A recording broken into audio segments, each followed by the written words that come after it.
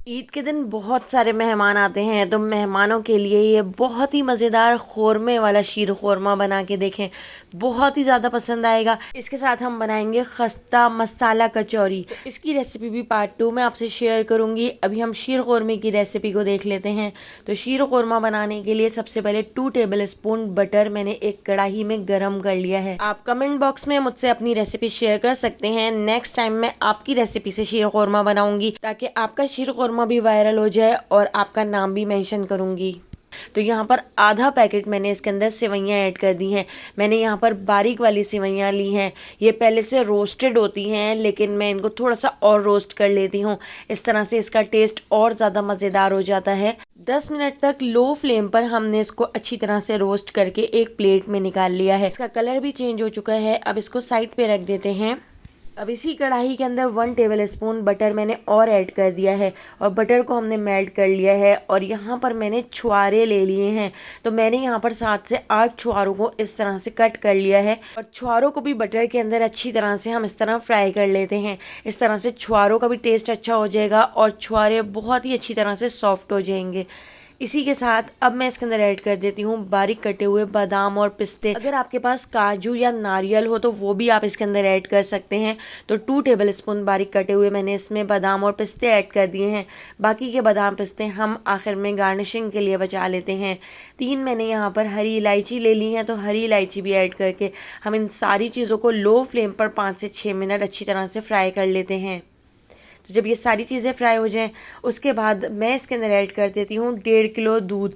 तो मैंने यहाँ पर पहले से उबला हुआ दूध ले लिया है, और इस दूध में काफ़ी सारी मलाई भी है। तो दूध ऐड करके अब हमने दूध को अच्छी तरह से पका लेना है, इसको बॉईल कर लेना है। तो एक उबाल आने तक हमने दूध को पका लेना है। इसके साथ ही मैंने यहाँ पर ज़ाफ़रान ले लिया है। ज़ाफ़रान ऑप्शनल है, अगर आपके पास ना हो तो आप इसको स्किप कर सकते हैं, लेकिन ज़ाफ़रान से कलर और टेस्ट बहुत ही अच्छा आता है। इसकी खुशबू बहुत अच्छी आती है, और थोड़ा सा शीर ख़ोरमे का कलर भी चेंज हो जाता है, और दिखने में शीर ख़ोरमा बहुत ही ज़्यादा मज़ेदार लगता है। इसके साथ ही मैंने यहाँ पर 6 to 7 टेबल स्पून चीनी भी इसके अंदर ऐड कर दी है, और 2 टेबल स्पून हम इसके अंदर मिल्क पाउडर ऐड कर देते हैं।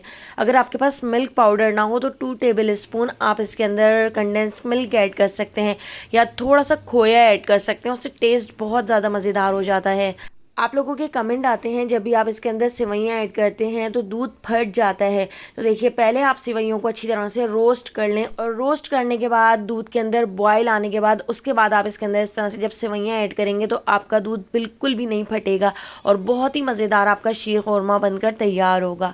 तो देखिए, हमने सेवइयाँ ऐड कर दी हैं और इसको अच्छी तरह से मिक्स कर लिया है। इसको कवर करके लो फ्लेम पर 10 मिनट के लिए छोड़ देते हैं, ताकि सेवइयाँ भी अच्छी तरह से पक जाएँ और इसका ख़ोरमा भी ऊपर आ जाए। आप लोगों के कमेंट आते हैं कि ख़ोरमे वाला शीर ख़ोरमा बनाएं। तो ख़ोरमे वाला शीर ख़ोरमा बिल्कुल इसी तरह का होता है, जिसके ऊपर इस तरह से बटर तैर रहा होता है। अगर मैं यहाँ पर गलत हूँ तो आप मुझे कमेंट करके ज़रूर बताइएगा। आप मुझे बताइएगा कि ख़ोरमे वाला शीर ख़ोरमा किसको कहते हैं, क्योंकि बहुत सारे लास्ट टाइम मेरे पास कमेंट आए थे कि ख़ोरमे वाला शीर ख़ोरमा बनाना है। मेरे ख्याल से तो ख़ोरमे वाला शीर ख़ोरमा इसी को कहते हैं जिसके ऊपर बटर अच्छी तरह से तैर रहा होता है। तो हमने इसको डिश आउट कर लिया है, और इसके ऊपर हमने बारीक कटे हुए बादाम और पिस्ते ऐड कर दिए हैं। अगर आपको ये मज़ेदार सी रेसिपी पसंद आई हो तो लाइक, शेयर और सब्सक्राइब कर दीजिएगा। फेसबुक, टिकटॉक या यूट्यूब पे देखने हैं तो मेरे चैनल को फॉलो करना बिल्कुल भी मत भूलिएगा। अगली रेसिपी मैं आपसे इस मज़ेदार सी खस्ता कचौरियों की शेयर करूंगी, जो मैंने कल बनाकर तैयार कर ली थी। तो आने वाली वीडियो तक मुझे दीजिए इजाज़त। अल्लाह हाफ़िज़।